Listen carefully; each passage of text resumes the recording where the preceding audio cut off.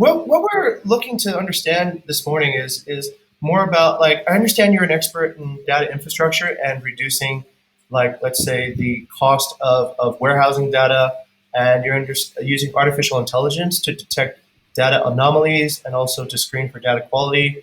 Um, I guess the first relevant question, if I may, if I may, is the idea of at what point does it become important or urgent to think about the data infrastructure? Is it only after you become something like Uber that you really need to be rigorous about thinking about data quality, or is it at a point maybe before that in the very initial start?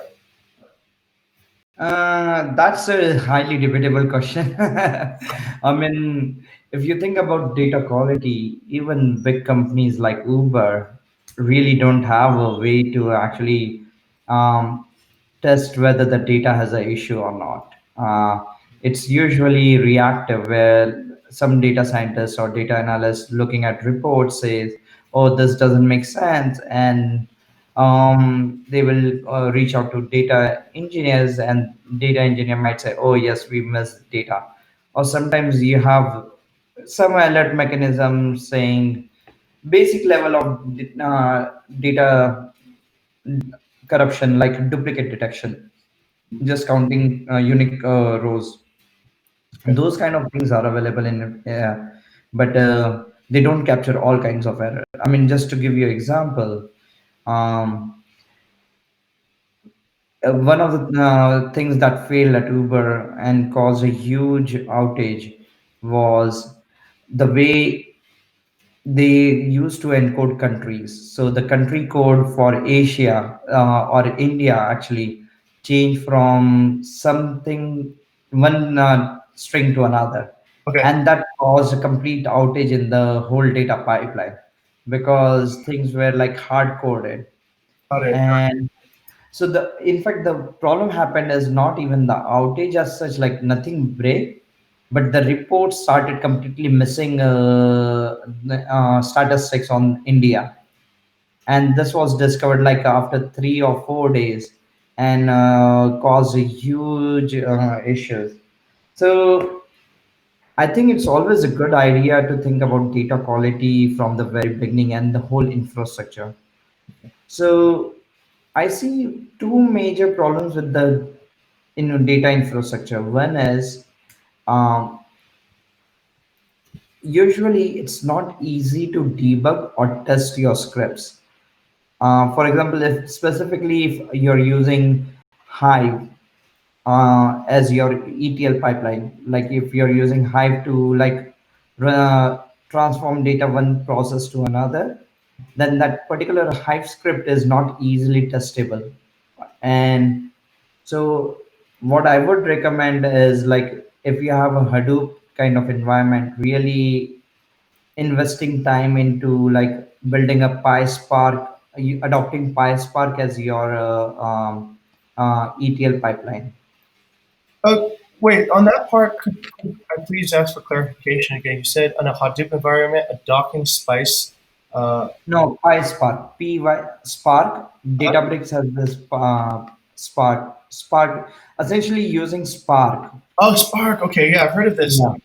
And these are essentially different data languages, right? Data science languages that we use to create the scripts and the mechanisms to sort of uh, implement Move data the data control forward. policies. Got it. Got it. Okay. So In that. the Oh, go ahead, please. I mean, the trade-off you have. So, for example, when if you're talking about data infrastructure, Hmm. what are the major components? One is you're constantly transforming your data from one thing to another, right? So you have raw data that is coming as logs in Kafka, and then from Kafka you're generating your model tables, and from model tables you're generating your aggregates and analytics tables, right? So how you do all these transformations?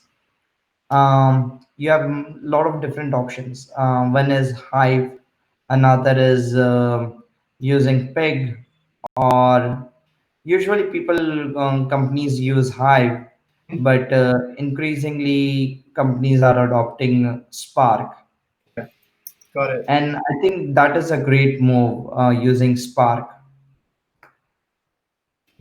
And what sort of we're not quite there at like let's.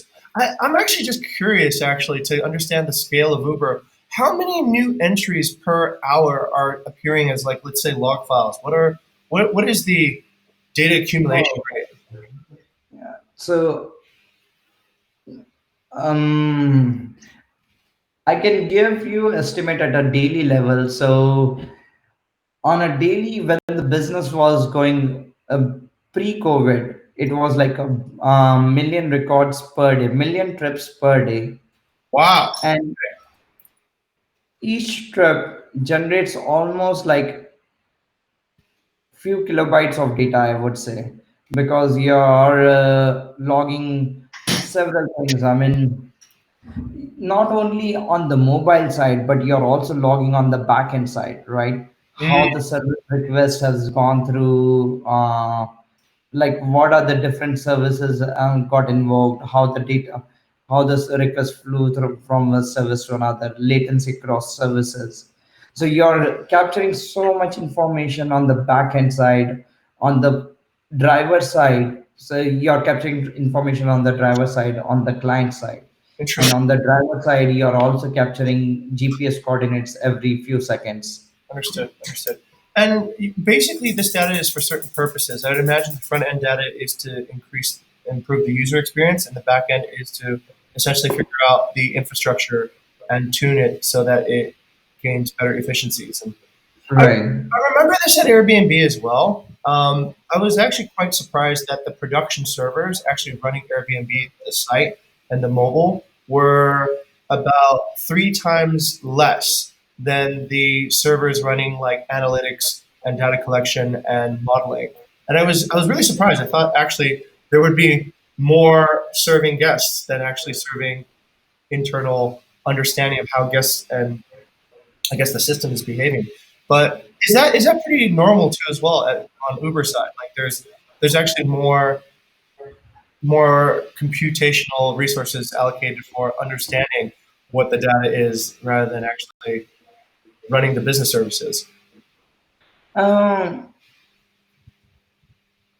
that's true in some actually in many ways, yeah, because but in terms of computational costs I'm thinking whether it's true or not. I mean, definitely you have a much bigger cluster for analytics.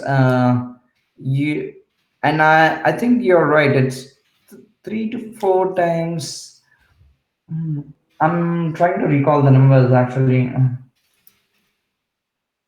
1,000, 30,000. So I will give you a ballpark estimate. Sure. The Oh, data infrastructure um, accounts for 30% of the 30 to 40% of the infrastructure cost. wow. Okay. Mm. This data infrastructure, what we are talking about, is purely offline analytics. Got it. So managing data, storing data, running ad hoc queries. So rest of the 60%, or like if you say 50, 50% out of that. No, so it's definitely not three times, unlike what you were saying in Airbnb. I Okay. would say it's a 50-50 split. The 50-50 split. Okay. Interesting. Yeah. If if it's a okay, interesting. Um, and I'm actually kind of curious, sir, because I saw that you actually had a pretty interesting career. How did you end up specifically being in this part of the data science stack in data infrastructure? I guess just because of interest and my skill set, I naturally gravitated towards that direction. Got it. And before you worked at AT&T and T and also Netflix as well. And how much of that like because I remember when I was in the Bay Area, I went a lot to meetups back in 2013 actually. And Netflix was I remember every Netflix engineering event I went to, there was always or any Netflix speaker would always talk about this. They would talk about like sharding databases and load balancing. And it was a really involved topic, I think, at Netflix because they have, I believe, a huge amount of data that they're moving through, and they're trying to optimize. And I remember they were also trying to move it off of AWS because the costs were getting a little bit high. So No, it's the other way. They move from data center to AWS, they 100%. did. Oh, sorry. Okay, my mistake. My misunderstanding there. Uh, And so I guess what are sort of like the I mean, this is probably way down the line for us, right? We hope to get to the level where we, need to really think about how we optimize our data storage. But at what sort of I'm trying to anticipate what sort of our first step moves to make that okay. So we have the language that we choose to actually transform the data along each stage of the process. But are there any other good principles? Like I'll give you an example. Something we're doing. Too bad our CTO couldn't join us today.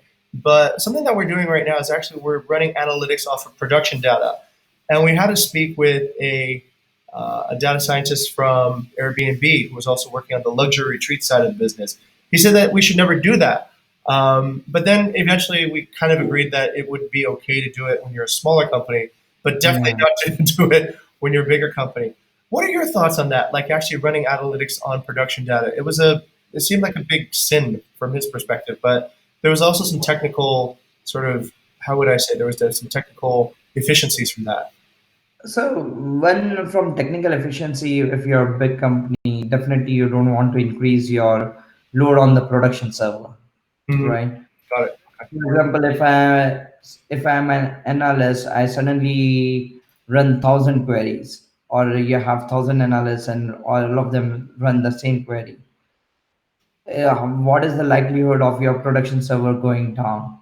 And that can have a huge impact, right? Even if they all these are read queries, Right. but you don't want to sacrifice latency on the production server for production traffic. Got it. Got it. Okay. All right. So that is, but I think, and the other thing is, um,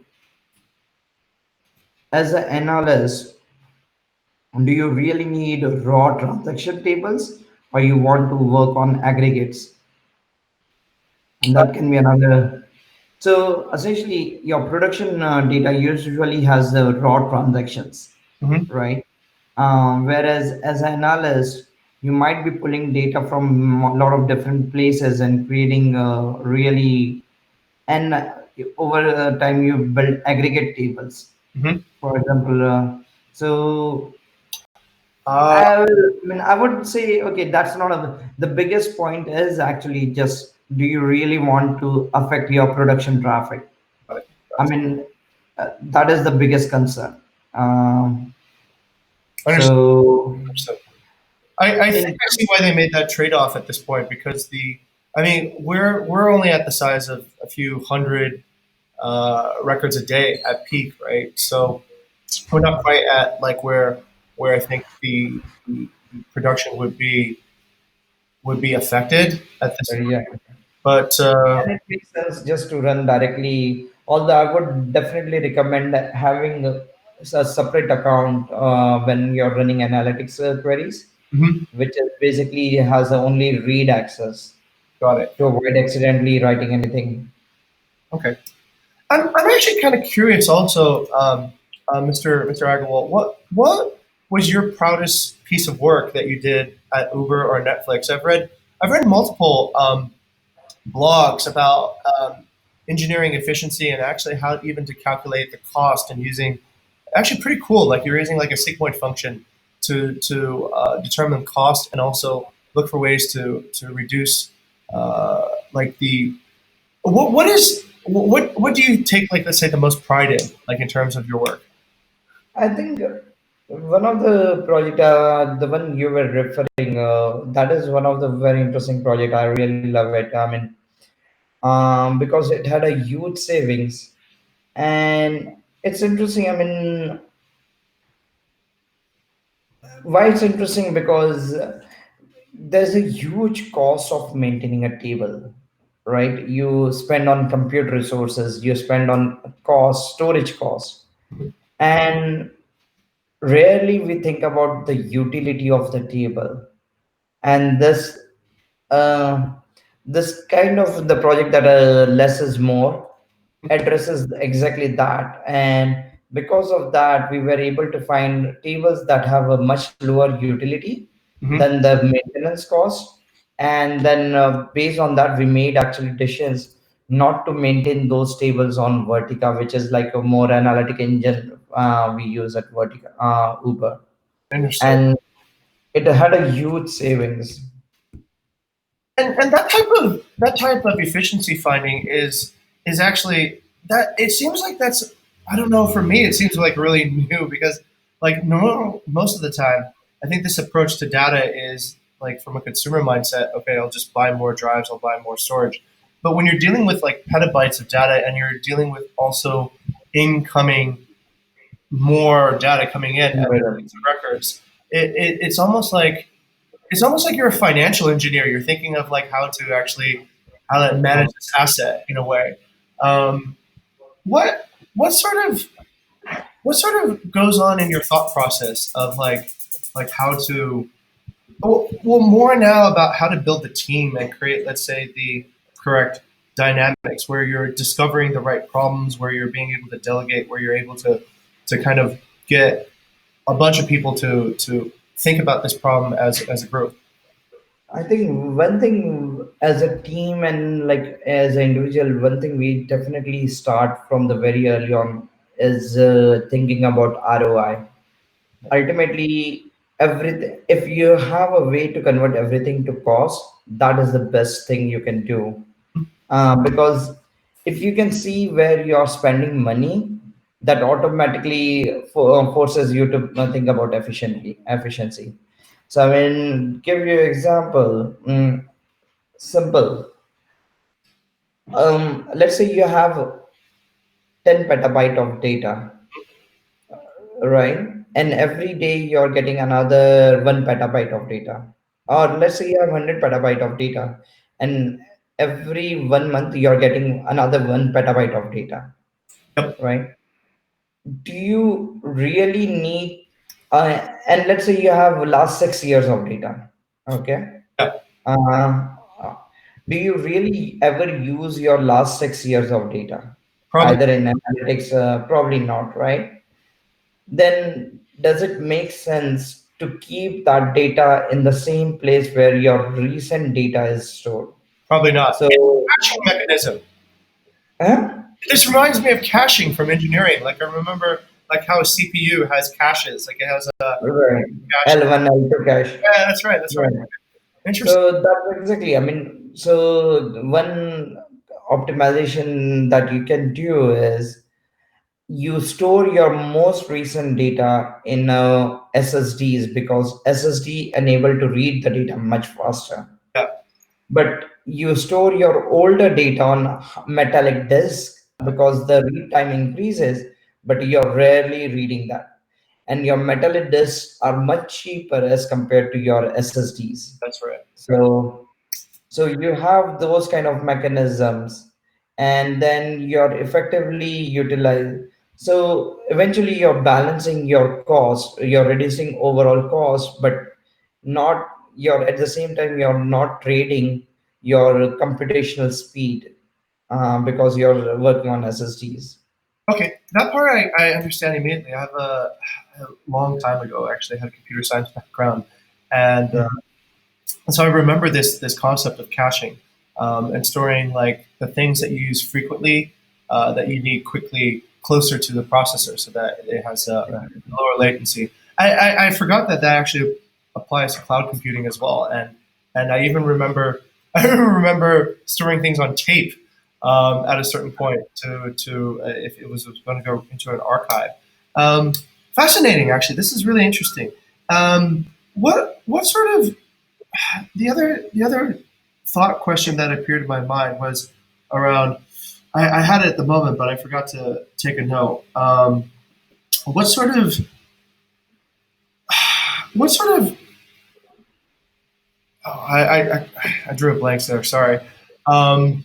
Let's go to Lilith actually for a moment. Maybe give us chance. Lewis, do you have any questions for Mr. Ritesh Agarwal here for uh, data or data infrastructure or uh, any thoughts there? Thank you, sir. Actually, just now I'm listening because actually my background is not really data scientist, sir. I'm kind of understanding what is your, what is the point? That take the takes away. But maybe other question is not related to data production or something else around that, but maybe uh, uh, what, oh, video is coming. What is actually we can how we can uh, actually I haven't formulated the question, sir. That's fine. Like, Okay, uh, give me some time to okay. thank Yeah. This is perfect then. Okay, Vinny, welcome in. Good morning. How you doing, sir? Hi, good morning. So one thing Sorry, that you Agarwal. asked about like principles for data engineering, Hmm. I think two mistakes that people often make when dealing with the data engineering or infrastructure is first thing, I think it's in general, none time zones and time dealing with time.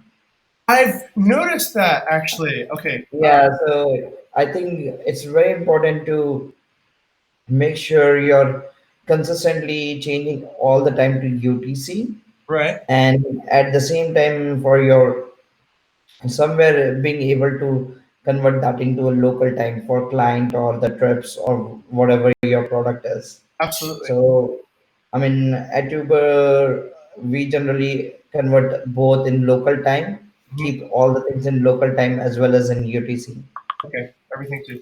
You're in absolutely tables. right. You're absolutely right. I noticed. And Oh, sorry to speak over you, Mr. Ritesh. Go ahead. the other thing, so it seems right now you guys are not using Hadoop as a infrastructure. Not at all. So yeah, when if you're a stage where you have start using Hadoop for storing, um, oh okay, actually that makes sense. So um, thinking about how to partition your data is very important, especially when you get onto Hadoop because you don't have indexes and it's a huge computationally expensive if you don't have the right partitions. But now actually one thing I realize that it might not be so important for you to have a separate database for analytics and for production. First of all, you don't have that much traffic. Mhm. Second is because you kind of your production data has the full historical data. It's not reaching to a point where you cannot store all the so usually you have a separate analytics data because you cannot store in the production database all the historical data. Got So it. let's say if you have now if company like Uber which is operating for last 10 years and which has all the trip in millions of trips, you don't want to keep all that data in production server because first your indexes will become huge Hmm. and second your query latencies will become very high. Got it. So but that doesn't apply in your case at this point. Got it. Okay. Yeah, we're below the threshold, I think, of Yeah. the necessity. All right, Mr. Agarwal, let me introduce Vidi. Vidi's on our team. He's a recent grad from UGM, one of the universities here, one of the best universities here in Indonesia. He comes on board as a data scientist, and he's actually working on the. He's actually thinking about some of the topics that we're talking about how to get the data more efficient. I'll let Vidi introduce himself. Hi, Hello. Mr. Ritesh. Hello. Nice Hi. to meet you. My name is Fidi, and I'm a data scientist in Bukit Vista. I am a graduate from commerce science. I have a bachelor degree in commerce science. And currently I'm trying to work on trying to start an AI initiative in Bukit Vista. And my thesis topic actually covers convolutional neural network Oh wow. and image processing and image classification. Thank you very much. Your skill set is in a lot of demand right now. Yeah. Definitely.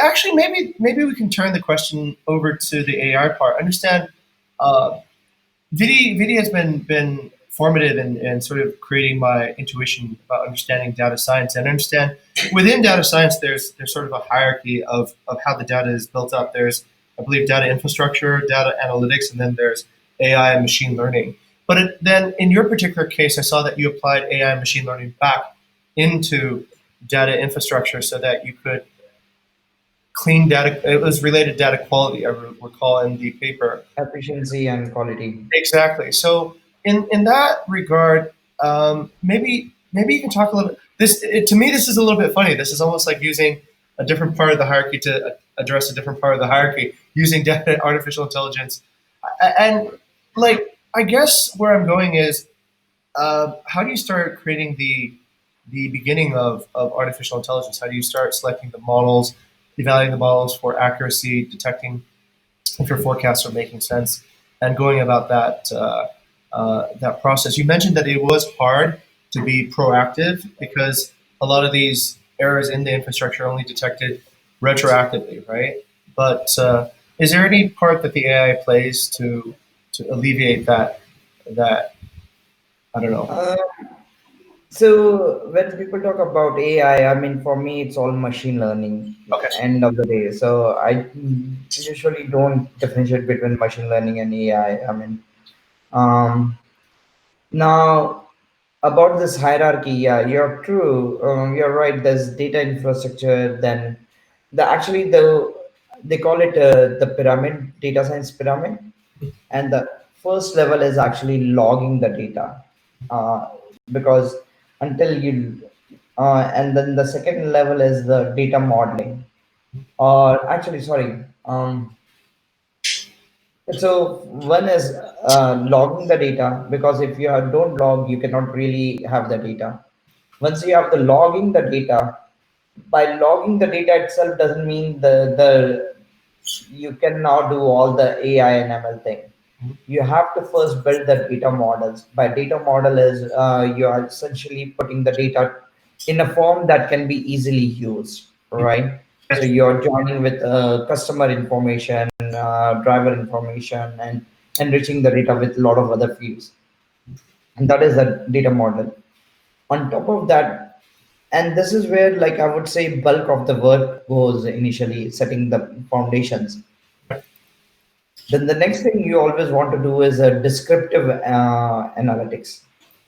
Essentially, once you have this is where dashboards become useful, or you should, once you have a data, for example, how many customers are visiting on your website on a day-to basis, how much is the earning on a day-to-day basis. So you start building some trends and looking at what is the variance around each of the metric.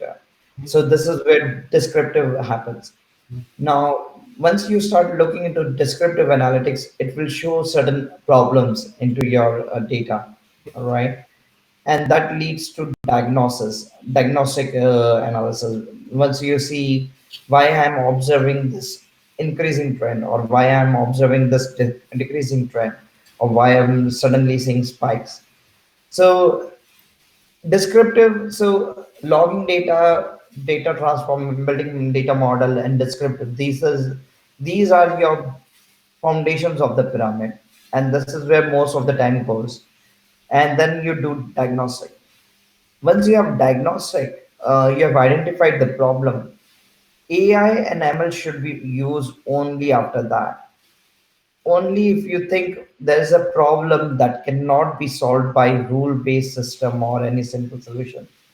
So of my biggest concern is always, if you're using machine learning as the first solution, it should be the last solution you should be looking into, because over it's Building a machine learning model is not just one time activity.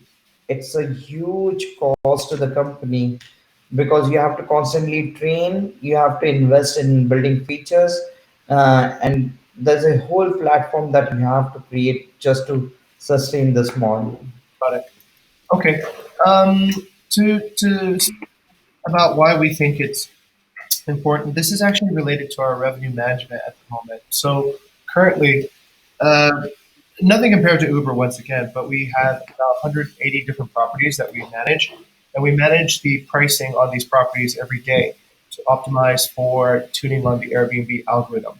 So we look at essentially these statistics on Airbnb to give us an understanding of how each particular property should be priced on daily, monthly, weekly, and also across time, across each season. So this type of work is absolutely exhausting to do, human wise, and it's actually inconsistent too. It's based a lot on each person's intuitive approach towards this. Right, This is where we thought and began to think. Okay, uh, we can probably write some sort of software algorithm to let's say take what we know to as humans and algorithmically approach pricing to it. So that's right, but then what we thought is, okay, how do we know that algorithm is actually correct? How do we know that the algorithm is actually, so it would need to have some sort of self monitoring feature to right, check if it's doing okay. And then it would need to then look at, let's say, historical data and its own results to determine if it's accurate. So then right. I actually, this is funny. I don't know if you know Lance Martin. He was one of our guests actually here many years ago. I remember he worked at Uber as a data scientist, but I'm sure there's many different people. But he told me that one time, what was the difference between data analytics and data science? And he said that data analytics is when you're using humans to make decisions about business decisions. And then he said data science was when machines are making decisions about, um, you know, I guess business decisions.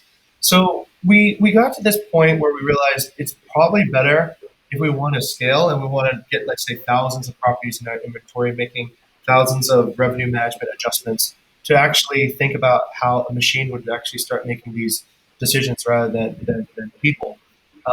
And then we would, as people, then just create new uh, algorithms or new models for the machine Right. to practice on. And ideally, the machine would figure out how to do this itself using its own learning process. So we think I'm not even sure how. Actually, this is a great question. How does Uber come up with the price for their? It's search pricing, right? So it must be also done on an algorithm that's tuning to certain data. It is, yeah, it's a ultimately it becomes an optimization problem, right? I mean, the objective function that you're trying to balance is your demand and supply should be balanced always. Right, right, right, right. Ideal scenario will be what is the demand and what is the supply. Got it. So that's how like pricing. So, but this is one component of the pricing.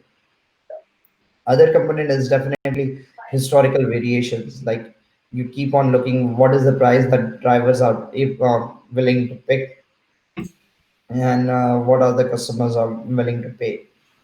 Um, I don't have much details on the how exactly this pricing works because my focus has been always on the data side. Like how do I optimize data, and um, there's a whole team of like called a marketplace, which essentially works on these pricing models. Definitely. Okay, no worries. Over to Vidi. Vidi, maybe any questions on your side for Mr. Ritesh Agarwal?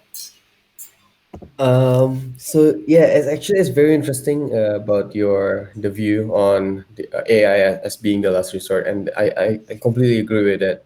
So in Bukit Vista, actually, one of the reasons why we're trying to build an AI on this is because, again, back to what Mr. Jing said, uh, a- even as revenue managers, they used to have different formulas to judge the price for a certain property. They have different calculators, they have different methods. Right. So there is no one specific method or rule to construct an algorithm with.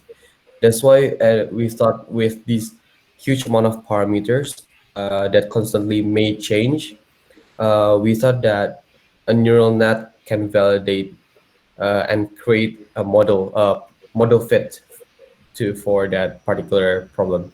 And mean, I wasn't saying we shouldn't be using machine oh yeah, learning, yeah, yeah, but yeah, what I'm saying is like the concern I have these days is it's like you have a hammer.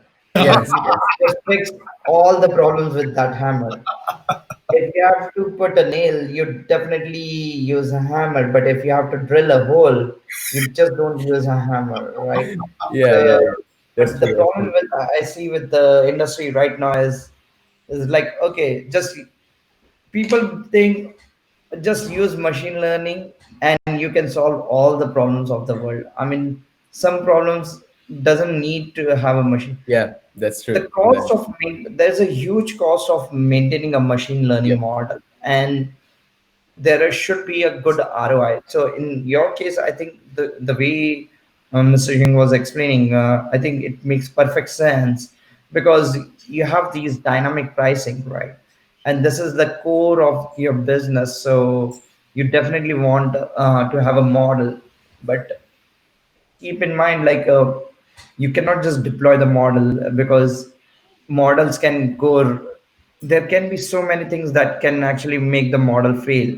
For yep, example, there's a bad feature engineering, yep, the logging pipeline had some issues. So building a once you start deploying a model, you always also will have to think of building this ML platform where how do you update the model, and once you update, how do you validate the model it's working. So can you run two models in parallel and compare the results, or you have some kind of back testing. So there is a I mean companies end up actually maintaining like 10 or 15 engineers just to build these platform solutions for machine learning. Interesting. It's almost like a very it's a very expensive pet to have. yep, Yeah, it is. I mean, it it is necessary sometimes, and you can get away from building all these infrastructure. Mhm. But I mean, with if he is working on CNN and all the thing, I would say realistically he will be spending 20% of his time on building the model, Mhm. and 80% of the time on doing feature engineering, figuring out how to deploy this model, how to hook up a real live and this is an online model, right? I mean, where you are looking at online demand and supply and trying to figure, so hooking up all those features, I mean, that will be huge. I mean, so yep. expect your like 90% of the time to spend on these things, and really 10% on building the model itself. Yep, yep, yep. That's very true, actually. So since I've been building this model, actually, I've spent a lot of my time doing pre-processing, looking up a lot of data sources, especially and how to find this data, and that's why it's quite interesting to see the construction of AI in non-academic field. Yeah. And actually, I have a question actually, Ritesh. So regarding the volume of data, I'm actually interested in knowing, like, when you have a machine learning model, for instance, and you have this huge amount of training data, there's always a new entry, right? You can simply update the model and kind of like, and you have two choice. You can update the model using the only the new records, and also retrain the model over the whole data set again. But for me it doesn't make sense. How do you actually update a model? Oh, yeah. Ah, That's a good question. it's interesting. I mean, this is whole in new 90% of the time you just retrain the model.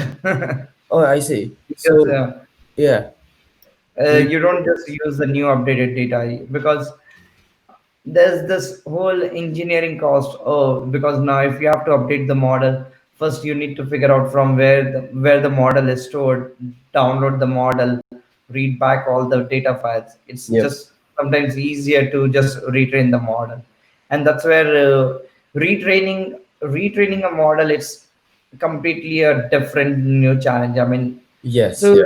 think about this. I mean, why the reason why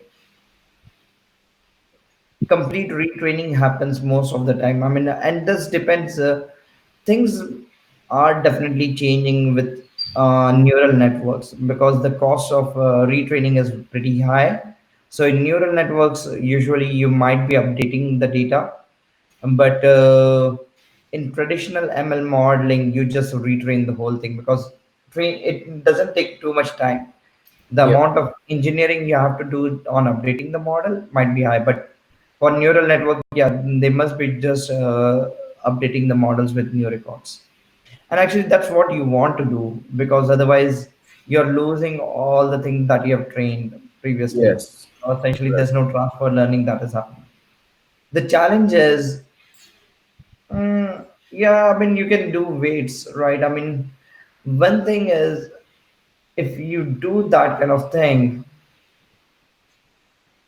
how much time will it take to pick up new patterns? How much weight do you have to put on the Yeah. new items? And that weight has to keep on increasing. So essentially, when you do retraining in a typical ML model, you say, I will use the last 3 months of data, right? And because you know you're using last 3 months of data, you can say, if I want to train heavily on my recent data, you can set appropriately weight. But if you're just updating your models with new records, what will it will take a huge amount of time to pick up the new patterns. So and but like how do we decide, for example, in the initial training of a model, you have these numbers of epoch. I understand it that it will the weights should converge to the minimum loss function, but when you try to update the model, you wouldn't have to kind of like, you don't want it to converge towards the new set of training data set, right? So I'm actually curious on how do we determine the iterations or the number of epochs from this training of new data? And I mean, this is a completely different can of worms. I mean, um, ideally, you want to ideally, like a company like Uber, you will experiment all these different things, right? Ah, I see. You can say, oh, let me just try 100 epochs and see. Or you can have the usually what you do is you look at the stopping criteria, right? I mean, when should you stop training the model? Um, and you usually stop if for last 5 epochs you haven't seen the model performance on validation data set has increased. I see. So it's still computational experiment. No, I mean, so actually, I'm not sure. I mean, you talked about convergence, right? You're talking Yes, about yes, yes. convergence, right? On the update on the new set of data, training data to update the neural net.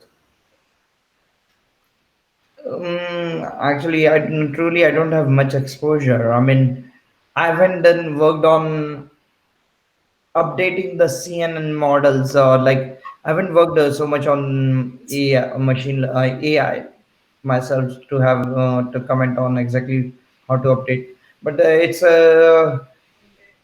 you definitely increase my curiosity to now figure out what's exactly happening. I see.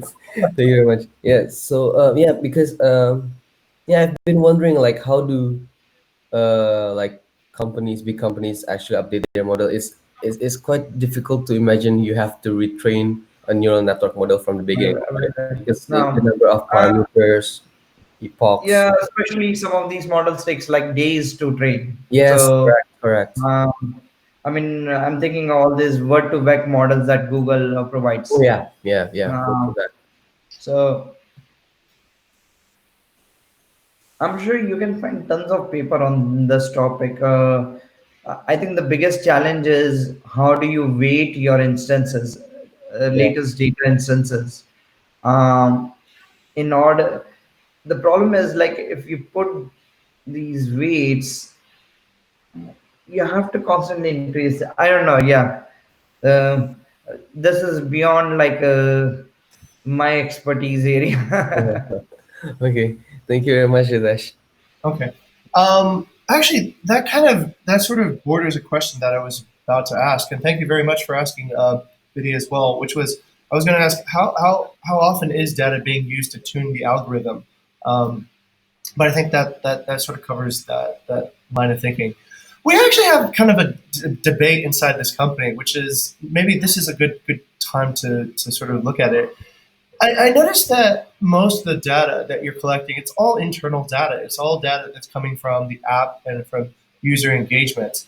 How often does Uber use, let's say, external data to incorporate decisions about pricing or about like efficiency? How often do you borrow from, let's say, databases outside of the data being generated by internally?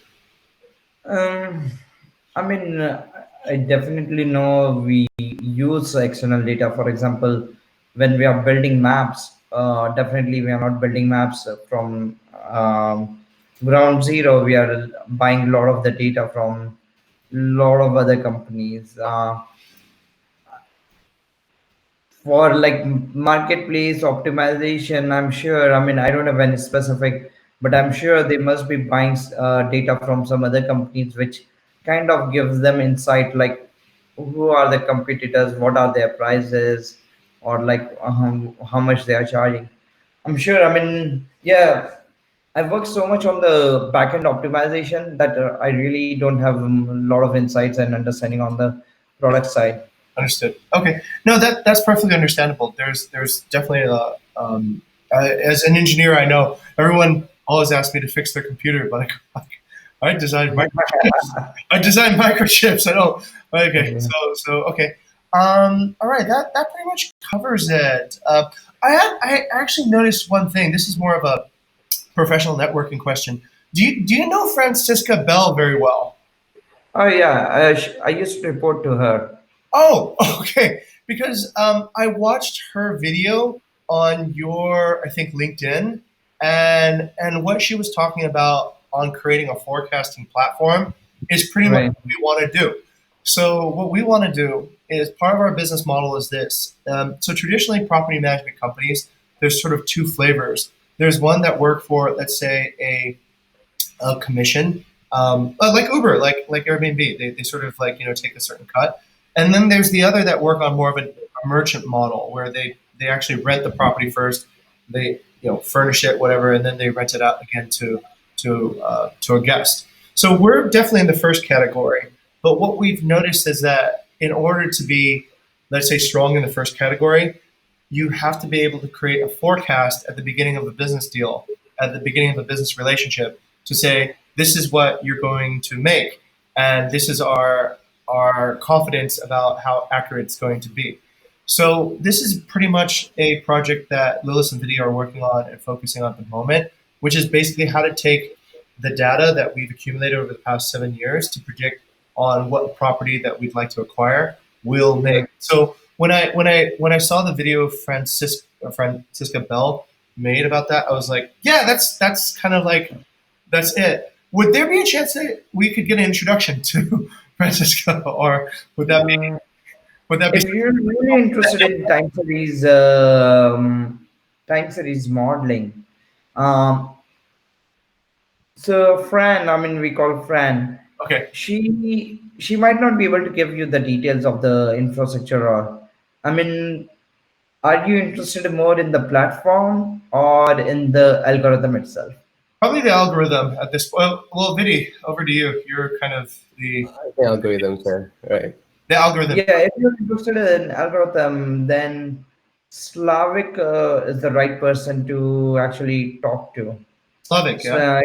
yeah, Slavic. He is the winner of M3 competition, and so he was the main brain behind like building the. He was a core person to build all these time series algorithms. Did you say time series algorithm? Yeah, time series. So essentially, you have these. So it's interesting with time series also. Like nowadays, people are using RNN for time series predictions. Huh? So the good thing with RNN is you can take all the historical data as well as some other data points like is it a holiday, is it what kind of a tourist season, and all those kind of information. Okay, got it. Okay, Slavic. I'll reach out to him. Does Slavic have a last name? Oh, always forget his last name. Mhm. Slavic, let me. I think it starts with smile. S. Yeah. Uh, it's Slawek and last name Smyl. SMIL. Smile. Yeah, smile. Okay, and winner of an M3 competition. Okay, interesting. Fantastic. Okay. I can paste it. Thank you, sir. Thank you. Appreciate that. Let's see. That's pretty much it from my side. Let's go back to Lewis. Lewis, any further questions at this moment? Uh, yeah, actually, because I'm not really that deep on the data infrastructure and something like PD because I'm not from computer science. But from my side, because I'm an industrial engineering, maybe related to that customer behavior, just like that, but using data, maybe what's Mr. Jing asked just now, it's related to how we can use data to understand our customer our customer behaviors or like yeah something like that. For example, like Uber, when how you create an app or a product that it's fit for customer, but basically using data, just like that. Do you have something in mind about how to create a good product for our customers, but using data driven decisions, just like that? It's interesting. And first of all, you don't have to be computer scientist to be a data analyst. I mean, I'm coming from geography background myself, it's like I think all you need is a curiosity to be a good data analyst. For product, I mean, what you're asking is a very tough question. Is like, what is um, what increases customer engagement? And typically, it's very difficult, and that's why companies actually just do A/B testing. So, should we have like, let's say, red color button or blue color button? You don't know. You cannot tell really what is a better way. So usually you will say, okay, let's do a A/B experiment and let's see where people are able to click more.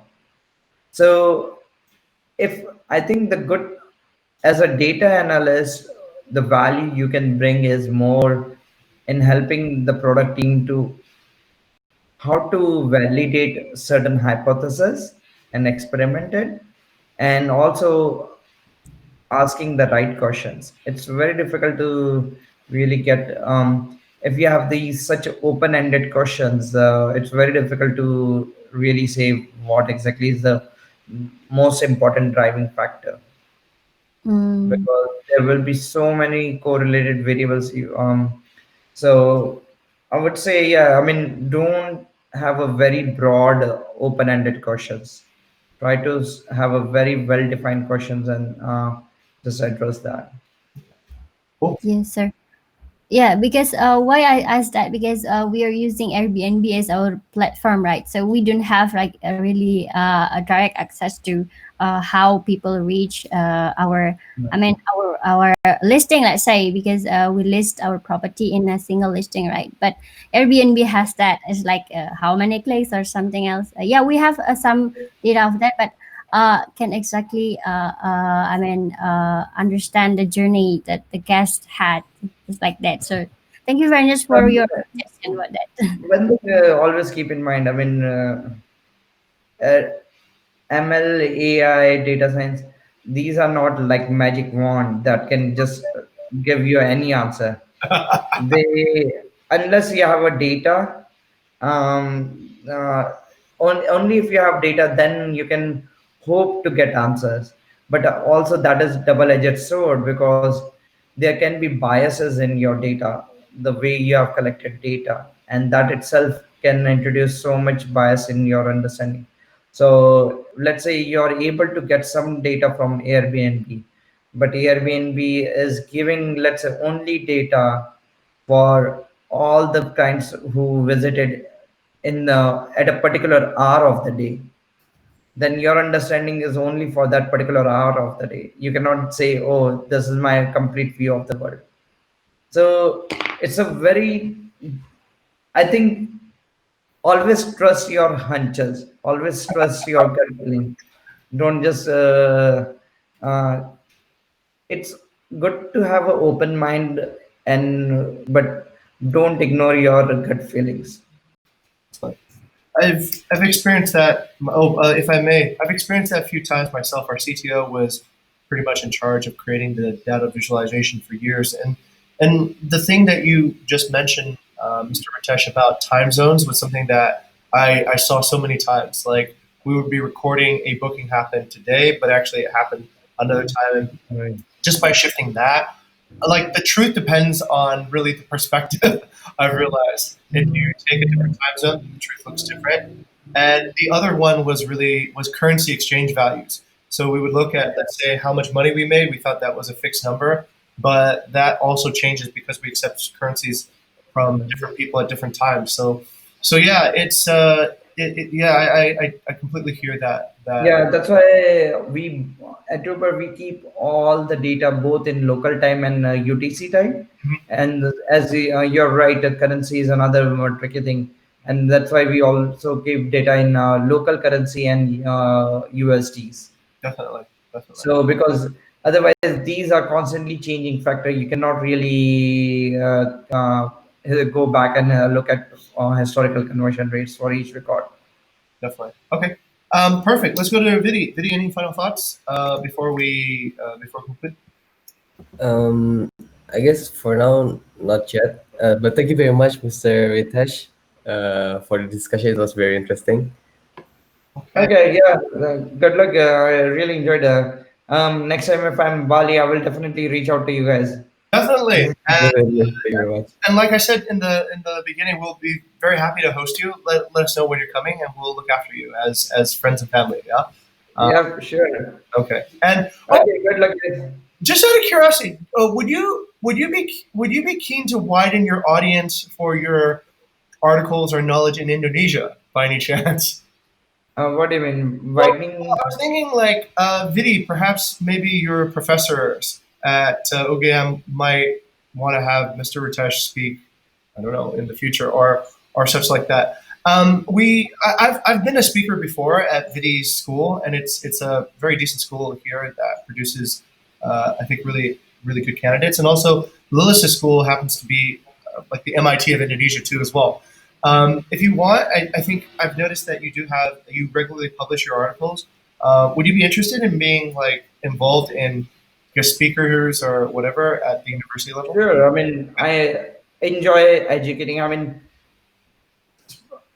Telling people what I know. Okay. Definitely, I don't know everything, but I enjoy like whatever I have learned and experienced and talk about it. There's always everyone has so many interesting things to share about and to learn from each other, Mhm. and I always learn those kind of enjoy sharing what I'm learning these days. And I'm sure we here have totally enjoyed actually learning the principles behind data science infrastructure with you today as well. Yeah, it's fun. For example, I have my own biases. I always thought like the question you asked, like, should there be a separate analytics? I would have said yes, but now when I think about like a small company, when there's I don't think it's necessary to have a separate analytics engine because it's not worth the cost. Right. Correct, correct. Okay, well, thank you for well coming with us on that journey then, Yeah. and seeing what that looks like. That's pretty much it, Mr. Ritesh. One of us will write a thank you letter on LinkedIn and we'll post it, and just acknowledge you for sharing your time and expertise with us, and we hope that you'll take that as an act of gratitude. Oh, but one thing I need for that is I need a screenshot real quick. So if I may, I'll take a quick screenshot of everybody. I will give Mr. Ritesh a thumbs up, and this will post on our LinkedIn. Okay, ready? One, two, and three. Okay, done. Okay. So, wow, thank you very. What's everything like in the Bay Area now? I'll stop recording at this point.